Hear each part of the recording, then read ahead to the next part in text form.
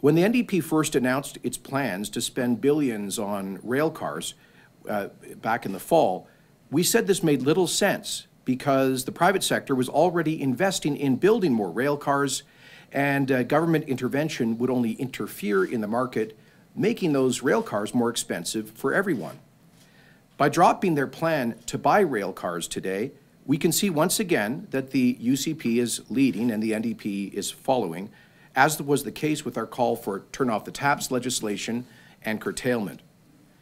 The UCP will do everything within reason to support increased export capacity for Alberta oil. But we will not allow the NDP to write a multi-billion-dollar check that taxpayers cannot afford.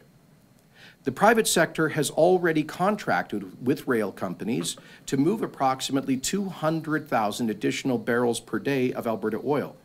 At least they had, but that has since been reduced as a result of curtailment, shrinking the price differential, meaning that moving oil by rail is less economical.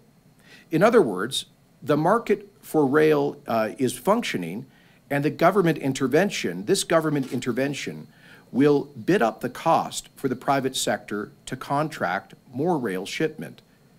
Producers indicate, and I've been on the phone today with some of the major Alberta producers, they indicate that when curtailment eases, they are likely to contract for additional rail shipment.